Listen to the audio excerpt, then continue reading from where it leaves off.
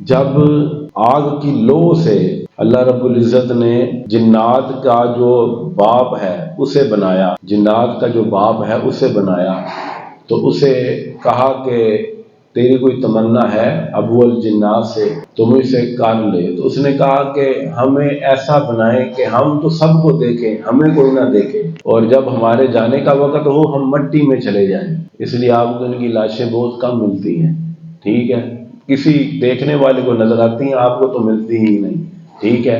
کم میں نے کیوں کہا، یہ آگے جا کے آپ کو پتا چل جائے گا۔ اور پھر جناب علی اور کہا کہ ہمارا جب موت کا وقت ہو تو ہمارا بوڑھا جوان ہو کے مرے، ہمارا بوڑھا جوان ہو کے مرے۔ اب ان پر جب کسی کی موت آنی ہوتی ہے یہ بوڑھا جوان ہو جاتا ہے، اور عمریں کتنی لمبی ہیں کہ ابلیس کا پڑپوتا اس نے کہا حضور جب قابیل کو قتل کیا جا رہا تھا میں اس وقت اچھلا کودا کرتا تھا پہاڑوں پر، تو میں پہاڑ پر بیٹھ کے اس منظر کو دیکھ رہا تھا، میں اس منظر کو دیکھ رہا تھا۔ اس وقت میں بچہ تھا جب حضرت آدم علیہ السلام کے دو بیٹے آپس میں لڑے، ایک نے دوسرے کو قتل کر دیا، اس قتل میں بھی شریک تھا، یعنی کہ برگلانے والوں میں، کیونکہ پہاڑوں پر میں اچھلتا کودتا تھا، اس وقت بچہ تھا اور مجھے پتا تھا، میں اس وقت تک ایمان نہیں تھا لایا، اور میں نے یہ سارا منظر اپنی آنکھوں سے دیکھا ہوا ہے۔ اس نے وہ ساری ڈیٹیل آ کر اسلام کو بتائی تھی۔ اتنی لمبی عمریں ہیں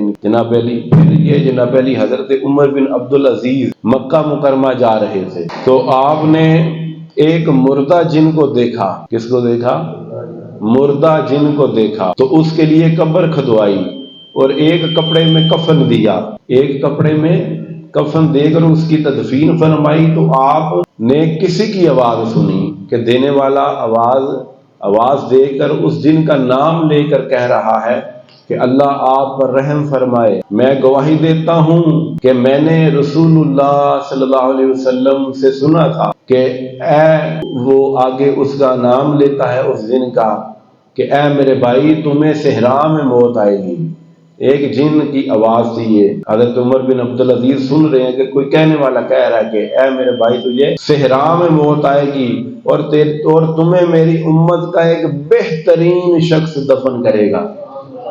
اللہ اکبر، حضور کا علم غیب دیکھیں جی۔ انہیں یہ روایات نظر نہیں آتی ان بدبختوں کو۔ یہ حضور نے فرمایا، یہ ایک غیب سے جناب علی آواز آ رہی ہے کہ حضور نے فرمایا کہ تجھے امت کا بہترین، اور یقین کرو عمر بن عبد العزیز جیسا بہترین کون؟ بہترین اس امت میں حضرت عمر بن عبد العزیز کا دور وہ ہے کہ بعض مفسرین نے انہیں امام مہدی کہہ دیا۔ اتنا امن تھا ان کے دور میں، زکاتیں گھوم کے واپس آ جاتی تھی، صدقے گھوم کے واپس آ جاتے تھے جناب علی، اور جو ہے بھیڑیے بکریوں کی رکھوالی کرتے تھے ان کے دور میں، اتنا عدل تھا ان کے دور میں۔ پھر جناب علی یہ جب آواز سنی تو کہا عمر بن عبد العزیز نے اللہ تجھ پر رحم فرمائے، تو کون ہے؟ تو اس نے کہا میں جنات میں سے ہوں اور یہ میرا بھائی تھا، یعنی جن۔ تو میں وہ ہوں کہ جنہوں نے رسول اللہ کے ہاتھ پر بیعت کی تھی، اور میرے ساتھ یہ میرا بھائی بھی موجود تھا، اس نے بھی رسول اللہ کی بیعت کی تھی، یہ صحابی جن ہے، اور اب اس روئے زمین پر اس کے جانے کے بعد میں تنہا صحابی رہ گیا ہوں جنات میں سے۔ تو یہ جناب علی ایک ایسی بہترین روایت ہے کہ، اور کہا پھر میں نے سنا تھا کہ حضور کے پاس بیٹھے ہوئے تھے، تو حضور نے میرے اس ساتھ والے دوست جن بھائی سے کہا تھا کہ تجھے جب موت آئے گی تو صحرا میں ہوگا اور تجھے میری امت کا بہترین بندہ دفنائے گا۔ یہ حضور کب کا دیکھ رہے ہیں، کب یہ بات ہونے والی ہے، حضور آج دیکھ رہے ہیں، اور یہ بات کب ہونے والی ہے اندازہ فرمائیں آپ کہ جناب علی حضور کی نگاہ کہاں تک۔ پھر جناب علی حضرت ابن مسعود، یہ آخری حدیث سنے پھر درود و سلام کے لیے کھڑے ہو جاتے ہیں۔ حضرت ابن مسعود سے مروی ہے کہ وہ حضور کے صحابہ رضی اللہ تعالیٰ عنہ کی ایک جماعت کے ساتھ تھے، انہوں نے ایک مقتول جن کو دیکھا، تو صحابہ نے بعض نے اپنی چادر کے ساتھ اس جن کو دفن کر دیا۔ اس کے دفن کے بعد رات کا اندھیرا چھا گیا، تو دو عورتیں اس کو تلاش کرتے ہوئے آئیں اور انہوں نے بتایا کہ فاسق جنات کی مومن جنات کے ساتھ لڑائی ہو گئی۔ اس سے یہ بھی پتہ چلتا ہے مومن اور فاسق جنات آپس میں لڑتے ہیں۔ انہوں نے کہا مومن جنات اور فاسق جنات کی آپس میں لڑائی ہو گئی تھی اور فاسق جنوں نے اس جن کو قتل کر دیا جس کو آپ نے ابھی دفنایا ہے۔ یہ حضرت عبداللہ بن مسعود روایت کر رہے ہیں۔ پھر فرماتے ہیں کہ قتل کر دیا، اور یہ اس جنات کے گروہ میں شامل ہے جس جن کو آپ نے دفن کیا ہے، یہ اس گروہ میں شامل تھا کہ جنہوں نے خود جناب رسول اللہ صلی اللہ علیہ وسلم سے قرآن سنا تھا۔ حضور نے خود انہیں تلاوت سنائی تھی اپنی آواز میں۔ پھر اس جن کو اپنی قوم کی طرف مبلغ بنا کر بھیجا، اپنی قوم کی طرف مبلغ بنا کر بھیجا۔